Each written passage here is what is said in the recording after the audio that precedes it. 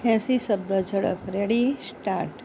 વર્ષ 2011માં કેસર કેરી ભૌગોલિક સંકેત (જીઆઈ) ટેગ પ્રાપ્ત થયો છે.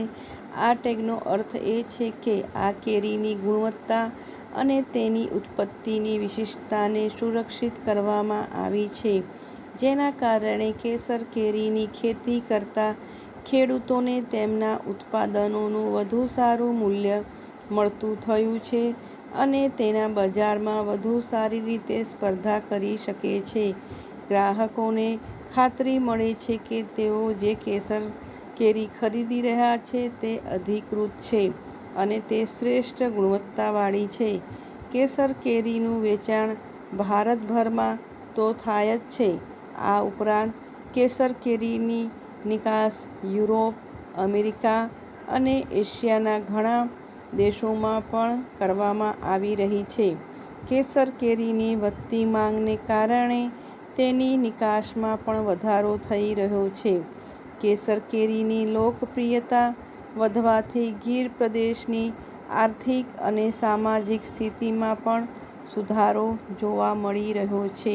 ફકરો: ગુજરાત સરકાર દ્વારા દર વર્ષે કેસર કેરી મહોત્સવનું આયોજન કરવામાં આવે છે, જે ગુજરાતની પ્રખ્યાત કેસર કેરીને પ્રોત્સાહન આપવા અને ખેડૂતોને તેમના ઉત્પાદનો માટે યોગ્ય બજાર પૂરું પાડવા માટેનું એક મહત્વપૂર્ણ પગલું છે.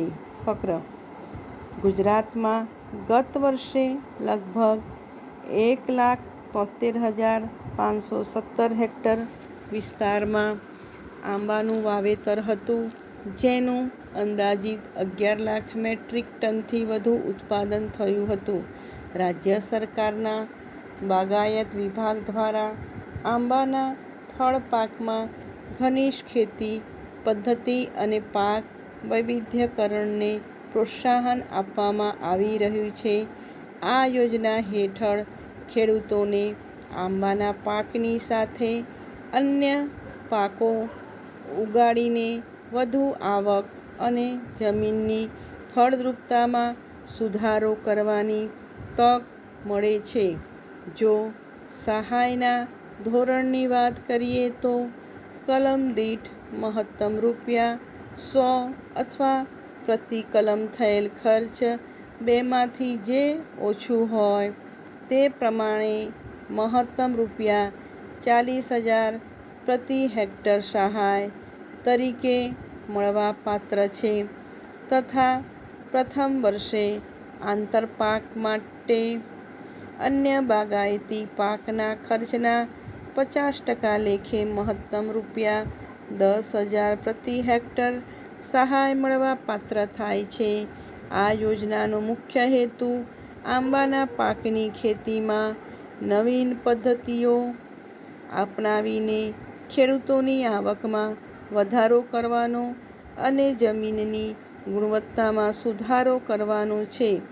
તદુપરાંત વાતાવરણ અને રોગ જીવાત સામે કેરી પાકને રક્ષણ મળી રહે તે કેરીનું ગુણવત્તાયુક્ત ઉત્પાદન થાય તે હેતુથી બાગાયત ખાતા દ્વારા ખેડૂતોને ફ્રૂટ કવરના ઉપયોગ પર થયેલ ખર્ચના 50% લેખે મહત્તમ રૂ.17,500 પ્રતિ હેક્ટર બેમાંથી જે ઓછું હોય તે સહાય મળવાપાત્ર થાય છે.